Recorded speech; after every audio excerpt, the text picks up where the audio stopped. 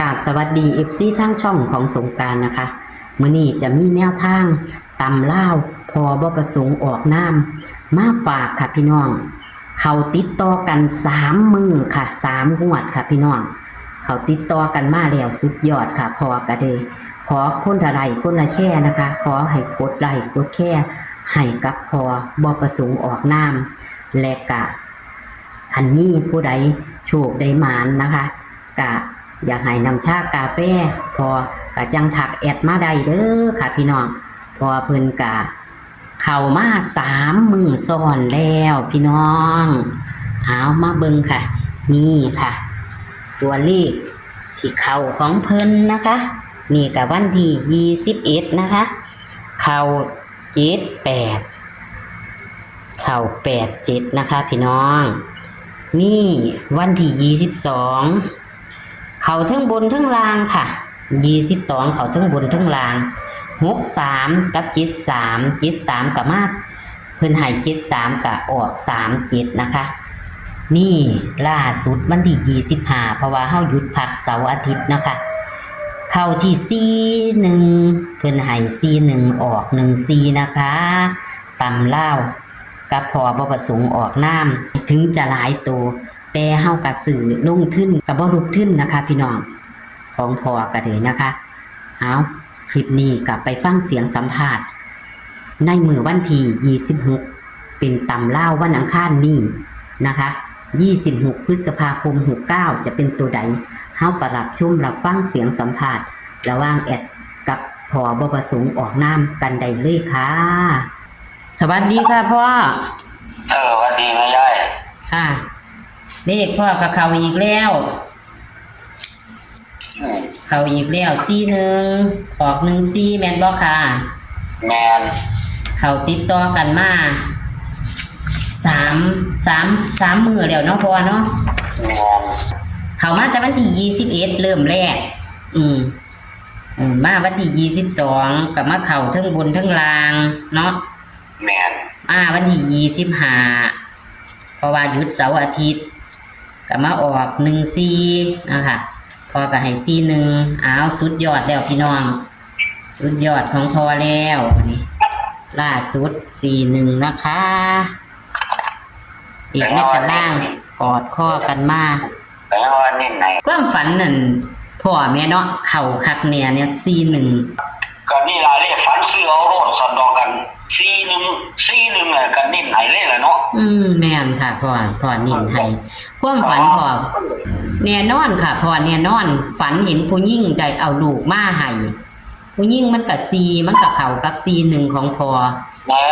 41ล่ะมันได้แท้ๆแล้วก็ตัวนี้ก็คักเนาะ41ฝันคิวค่ะคือพ่อฝันคิวอยู่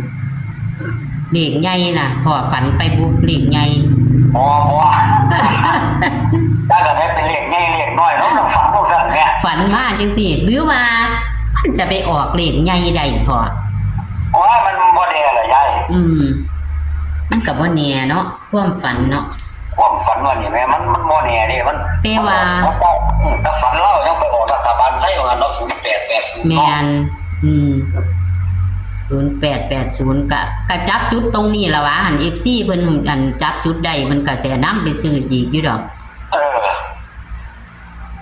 ก็ว่ามันฝัน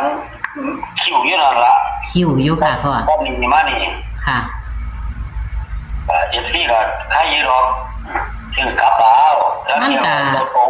ก็ได้มันก็กลับอยู่แล้วเนาะเลขเนาะแล้วก็ตัวเน้นของพ่ออีกตั้งหากนะ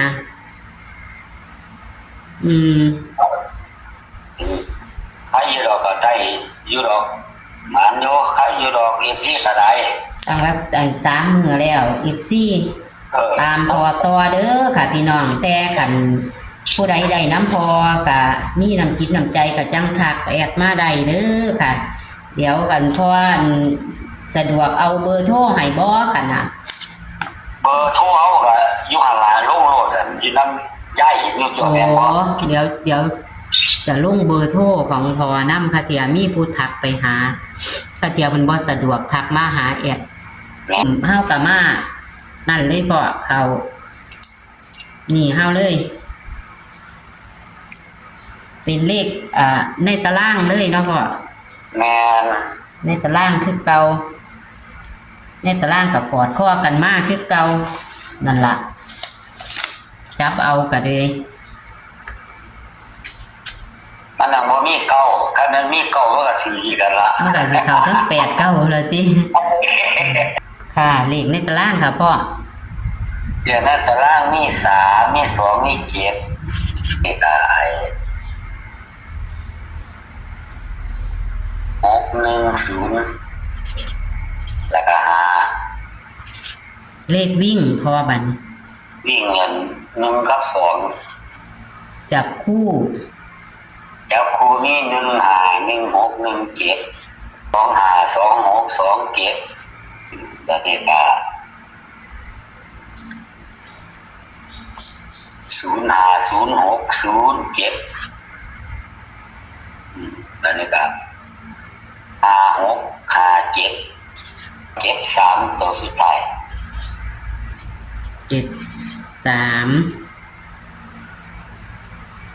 มีตัวกันเบิ่นบ่พ่อ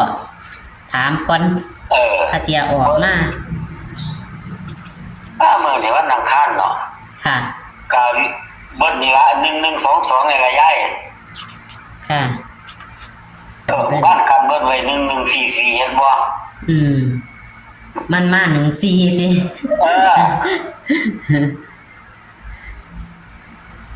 กับมา14แต่ว่าพอนั่นก็ว่าอยู่บ่แม่นติว่าอัน4114นี่ประกอบกันกับเลขฝันนั่น นั่นละ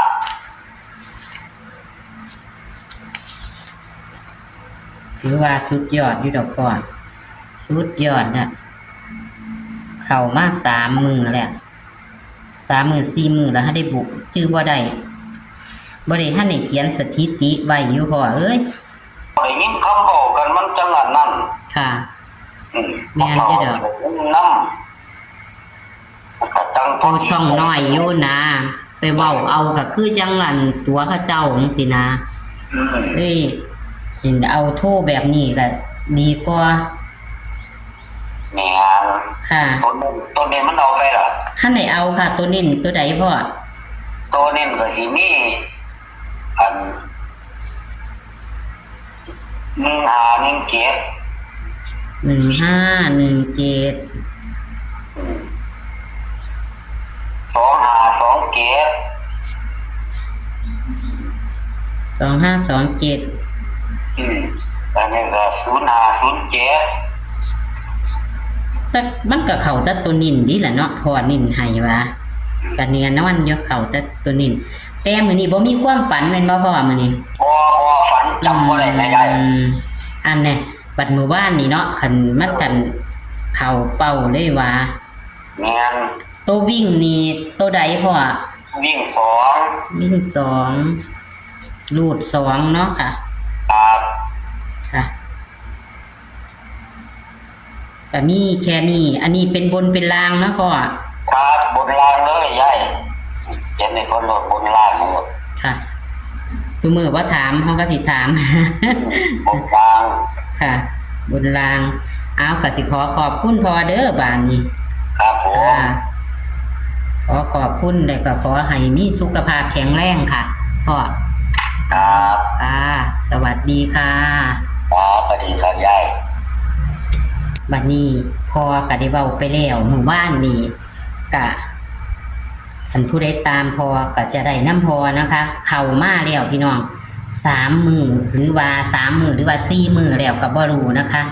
ตะวันที่21มานะคะพี่น้องนี่พอกับเขา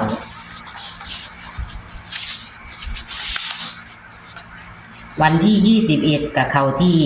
78เพื่อนให้78ก็ออก87นะคะวันที่22 63กับ